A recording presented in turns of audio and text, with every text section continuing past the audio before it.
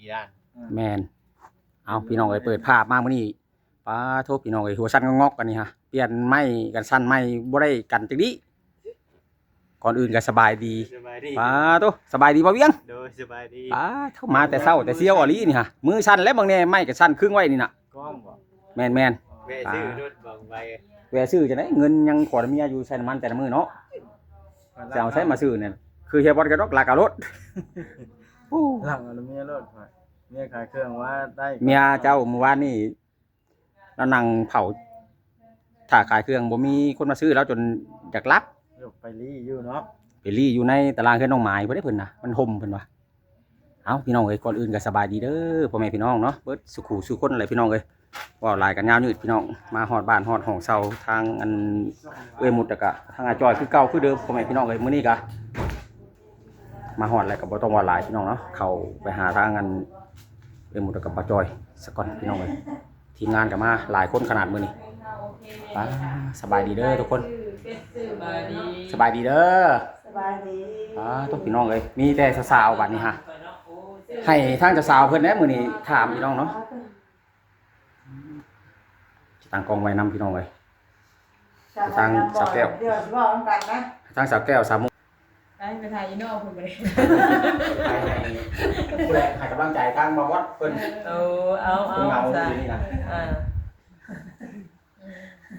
คนไทยเพิ่นมาทักทายหน่อยนึงเนาะพี่น้องเนาะแต่ว่าคันเฮารอตามบ้านตามยาก็มีเป็ดมีไก่มีหมูมีแบะเนาะรับซื้อไปเลยก็ลงทุนใหม่ก็คือสิหับแต่ไก่ก่อนเป็ดกับแบะก็ยังนักอยู่เนาะโดยเพราะว่าราคามันสูงเนาะไก่มันยังมีตัว20-30เลยเนาะแม่นคนแล้วบัดทุนฮอนเฮาโอเคคนแล้วเนาะเดี๋ยวเฮาไปหลายบ้านหลายเมืองก็คือว่าเห็นหมู่เห็นมาเจ้าต้องไปถามแบบแม่ค้าเขาซื้อโดยตรงก่อนว่าโตซำนี้ซื้อเท่าใด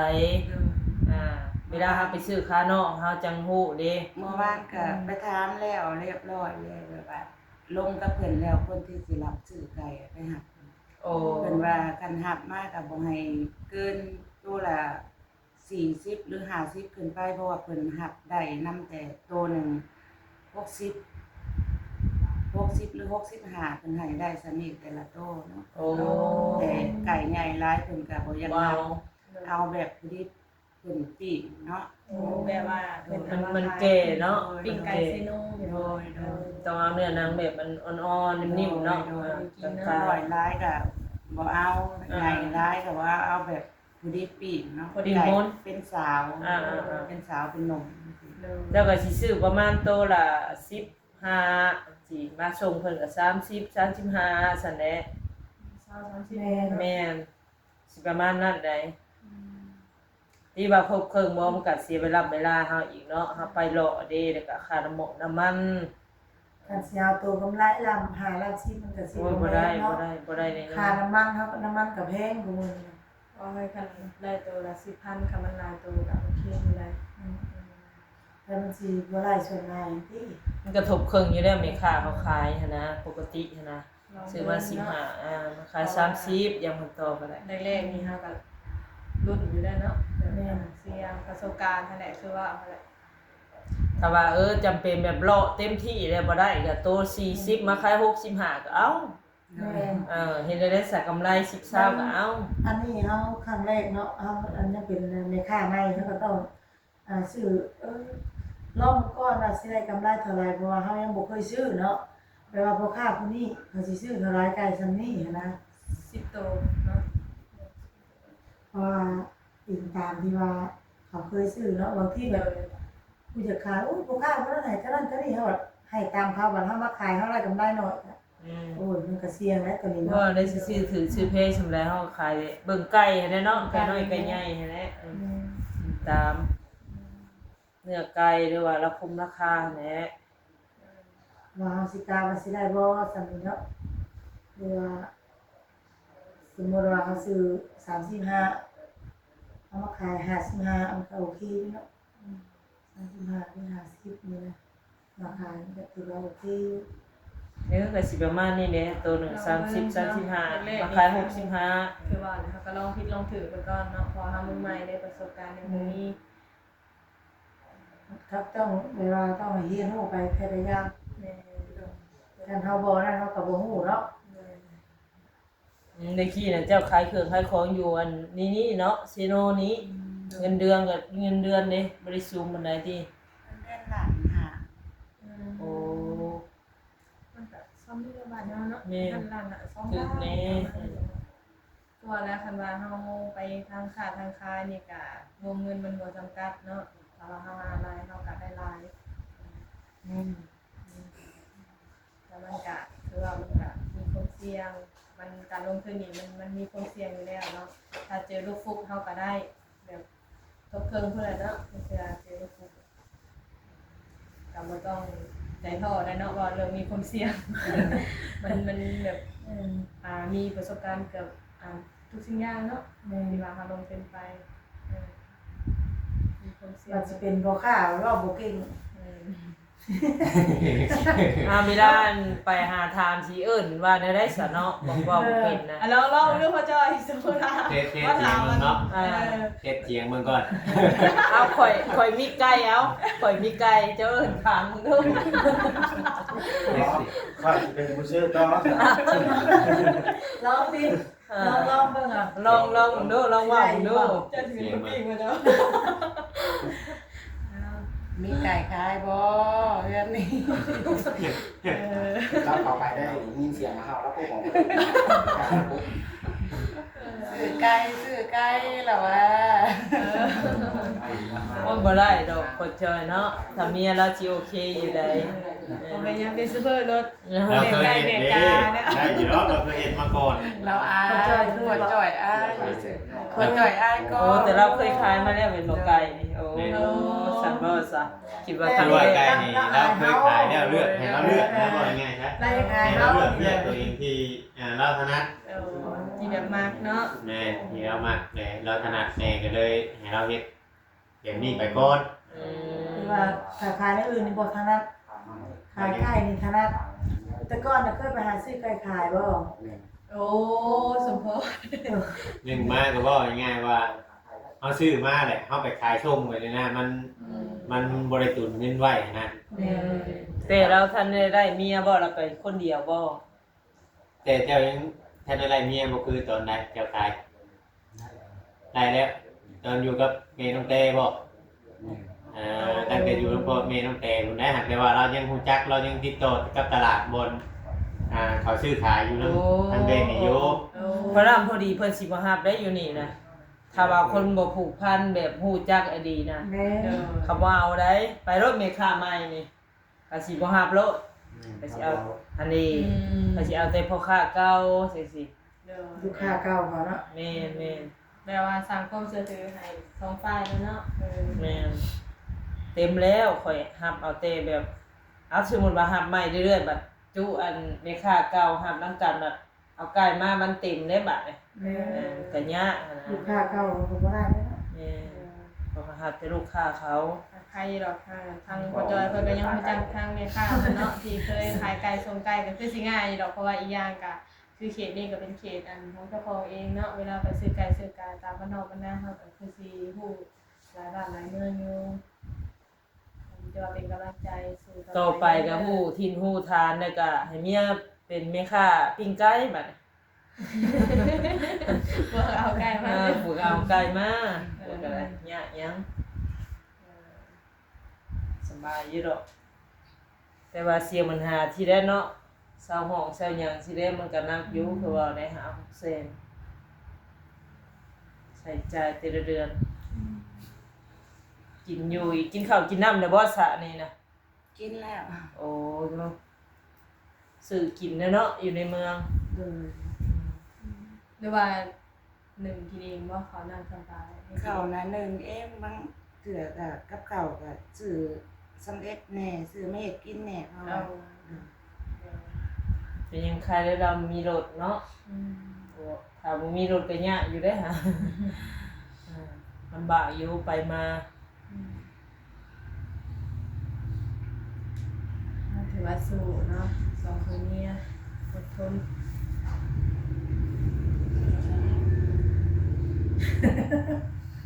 เดี๋ยวง่ายกันหัวชิว ก็สบายแล้วเนาะมาอยู่นี่กันเนาะ เด้อ สะดวกสบายนิดนึง ก็บ่ได้อัดเนาะเลยแบบมาอยู่แบบสองคนเมียเฮามันก็บ่ได้มีความหนัก ห้องนึงได้นี่เนาะเป็นห้องรวมเลย ทางหลังเป็นคิดกระไทยเนาะแล้วก็ห้องน้ำเลยนะคะโอเคแล้ว อยู่ไปเรื่อยๆเนาะบ่ฮู้ว่าสิออกเมื่อใดไปเมื่อใด นี่แต่ว่าคันคือว่าเวียกงานโอเคเนาะก็คือสิได้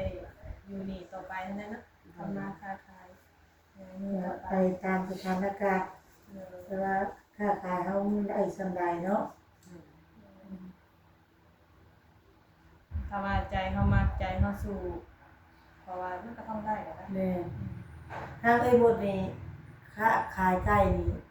อันนั้นอยู่บ่มักตัวอาชีพ ก็ถ้าพวกป้าเฮ็ดก็เฮ็ดได้เนาะไปนำได้เฮ็ดได้เราก็อาชีพเฮาบ่เคยแต่ก็มันก็ต้องเคยเนาะตอนต่อไปถ้าพวกป้าเฮ็ดพานำก็โอเค พาเฮ็ดพาหาหน่อยเนาะ ก็มีคนเจ้าหั่นแห ต้อ ละ งมีคุณภาพให้เขาก็ไปได้เนาะ เจ้าหาเมียดีซำนี้ยากอยู่เด้ แม่น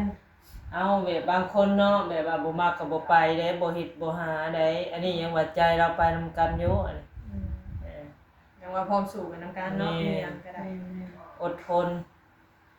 สู่ไปเรื่อยๆได้เฮ็ดได้ซะสร้างครอบครัวใหม่ได้สุเจ้า เด้อ เริ่มต้นใหม่ได้ ทำหนึ่งไม่เนาะ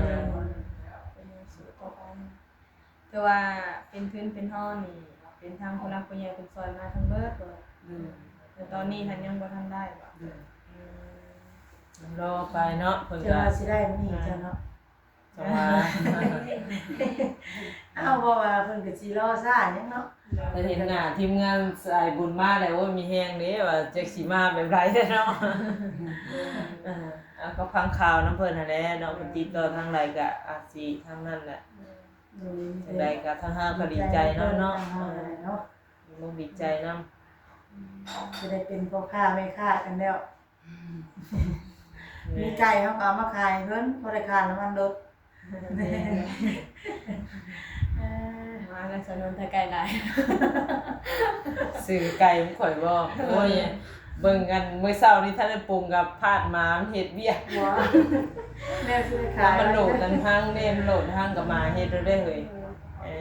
เอาจังได๋บ่มีของผักของต้อนก็สิไปเอาผักจี้แล้วมาให้เราคนละก้อนนะถ้าได้คนนั้นเบิ่งเอาให้เราไปเลยคนละเล่มเนี่ย เดี๋ยวพอได้กินก็พอได้กินจะกินได้คำเลย เอาแล้วขายแล้วไหม ซื้อแต่ ล่ะ ไก่บ่หมูบ่ซื้อบ่หมู อันจะสงสัยว่าก็ให้มีหมู อ๋อคันว่ามีหมูได้สิบอกว่าถามมาขายให้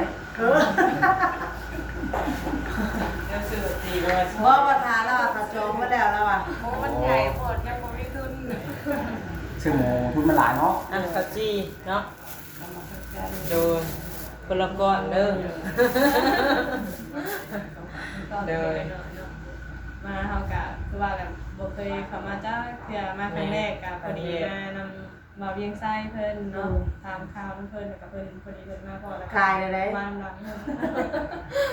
ขายทางอะไรกันนี่นะ มีแต่ว่าพากันสู่กันอดทนต่อไปเนาะเพื่ออนาคตเจ้าให้เริ่มต้นใหม่สร้างครอบครัวใหม่เพื่อสิได้มันก็ก็ยากนี่แหละเนาะ นับหนึ่งไม่ได้ ได้เลยเพราะว่าใจผัวเมียพร้อมกันสร้างจากเพิ่นห้างเป็นเงินงามเนาะสู่ต่อไปเด้อเป็นกำลังใจให้ทั้งสองฝ่ายเด้อทั้งคนจอยกับทั้งแม่มด พยายามแต่ก็อดทนนั่นแหละเนาะอดกินอดอยู่นี่แหละจังน้อย สมกับผู้รักผู้ใหญ่เพิ่นต่อมือต่อตีนให้แล้วตั้งรักตั้งฐานให้แม่ปาสามีแต่ว่าทางเฮาก็สิได้ให้ทางทีมงานเพิ่นเข้ามาเนาะเพราะว่านาทีพอสมควรแล้วพี่น้องเอ้ยสบายดีเด้อทาง สบายดีเดี๋ยวสองคนเนาะ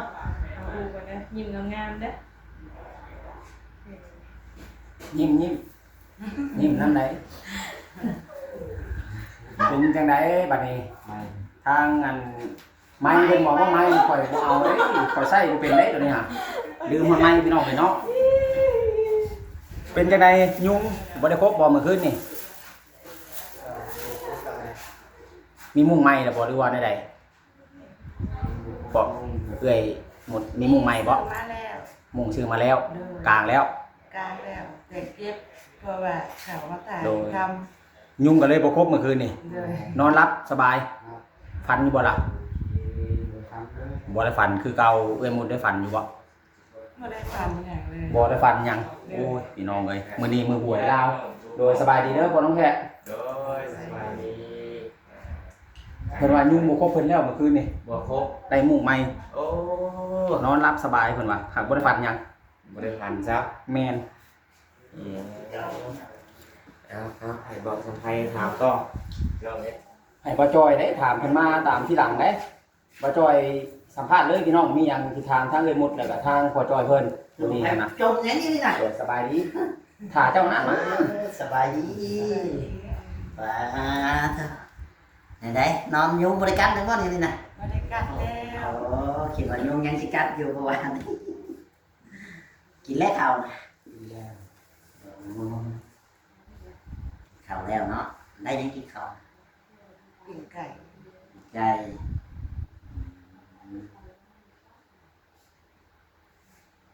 กินไก่แล้วก็ได้เอาเลย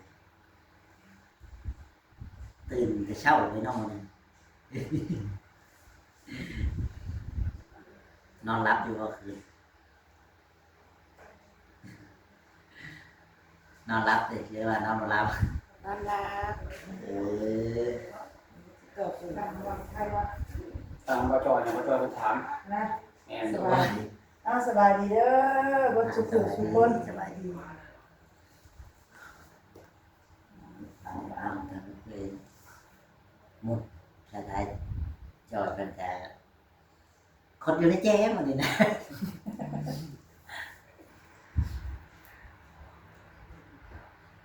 เอาทานเลยไหม เอาสิไปทางใดมันนี่คิดว่ายังหมดทันรู้จักเลยยันว่าวางแผนไว้ไปหาหลอกไก่ก่อน ตื่นขึ้นมาก็ให้เพิ่นแป้งรถเนาะใส่เครื่องกับรถผ้าก็แล้วก็ตื่นหมดก็ซักผ้าก็ แล้วเลย กินข้าวแล้วก็ว่าสิไปย่างตลาดแน่ว่าซื้อซื้อเครื่องครบเครื่องกินมาไว้ตอนเที่ยงแต่ก็พอดีมาพอดีเลยบ่ได้ไป ยังไม่ไปช่ำเนาะ เด้อ ต้องกลับไปได้แล้วสายๆจังหน่อย มีแต่เจ้าไก่ขายแล้วมีเลย คอยมาเลี้ยงไก่ อย่ามาเอาไว้ว่าให้เล่าเรื่องชีวิตเด้ เมนอยู่อยากมีอยู่ไก่อยากเอามาขายให้เรานี่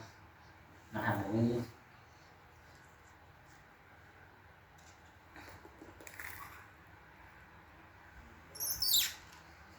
แล้วขายกันเองนี่ว่าตัวเองเนาะผมข่อยอย่างดีเนาะข่อยแล้วบ่เป็นถามบ้าน ต่อไปได้เด้อเพิ่น ฮะ มาให้เบาจ้อยทำเบาจ้อยต่อเบาจ้อยน่ะ ข่อย บ่ เฮ็ด จอย ตาม ซะ ส แล้ เต็ ว ป ถาม เนาะ ครับ เด้อ บ่จอย เด้อ พอน้องตั้งแต่ น้องเลยแต่เนาะ แม่นจอยปะทะจอยบัดนี้จักสิเกิดหยังขึ้นปรึกษากันเรื่องค่าไก่ขายไก่เด้แนวใดมันสิได้แนวใดมันสิกู้ปากกู้ท้องเลยบ่จอยซะแนว ปรึกษาเนี่ยข่อยเฮาบ่รู้จักคนขายในรายไก่ข่อยยังบ่รู้จัก เจ้าซื้อ50เจ้าก็มาขาย65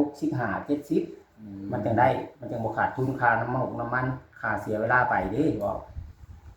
ซื้อ50ขาย40เลยลุกเด้บ่จอยเนาะพอจอยทุกเด้แบบนั้นน่ะถามมันแม่บัดนี้บ่จอยซะแนว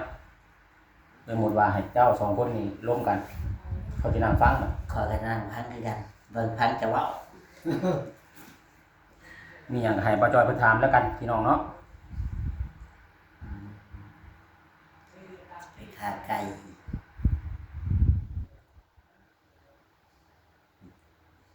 ยังบ่มีทุนเลยเนาะยังบ่ได้ทุน ชื่อซุ่มชื่อย่างเบิดเท่าไหร่เมื่อวานนี้ รวมชื่อเบิดทุกอันเลยเบิดล้านครับ ล้านห้าพุ่นน่ะป ปลาทุบแพงอะลิ เนาะมันแน่นอนอยู่แล้ว เพื่อสิได้แนวมาขางไก่นี่ก็เบิดไปแล้วพี่น้องไอ้ล้านหาได้ตอนนี้คือว่าทุนนี่บ่มีแล้วเนาะบัดนี้สิไปซื้อไก่นะสิไปซื้อไก่บ่มีแล้วพี่น้องเอ้ยเฮ็ดจังได๋ซะบัดนี้บ่มีทุนแล้วก็มีแต่ผู้ใหญ่พี่น้องเนาะถ้าว่ามีผู้ใหญ่เพิ่นอยากอันซอยคนแบบอยากเฮ็ดอยากสร้างอีหลีพี่น้องเอ้ยคือทางเรียนหมดแล้วก็ทางอาจอยเพิ่นคือแต่ก่อนก็ว่าความฝันจะขายเสื้อผ้าเนาะ โดย ทางทีผู้ใหญ่หลายท่านเพิ่นก็ว่าย่านว่าขายบ่ดี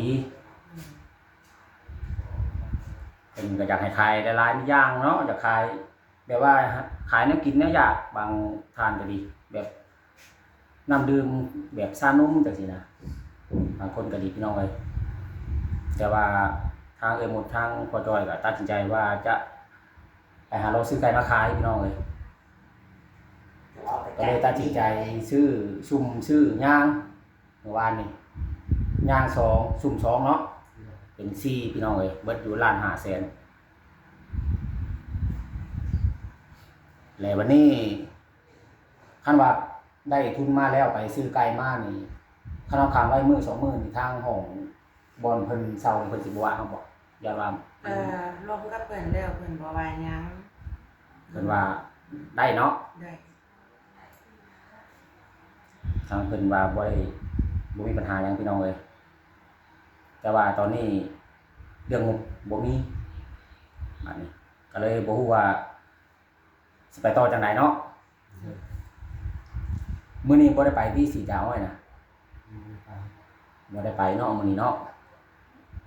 เพิ่นบ่ทันแปลงรถแล้วรถเพแต่งมื้อนั้นพุ่นพี่น้องเอ้ยก็เลยบ่ได้ไปหลายมื้อแล้วเนาะบ่ได้ไปนี่ขาดเงินหลายมื้อแล้วพี่น้องเอ้ยบ่ได้หาเงิน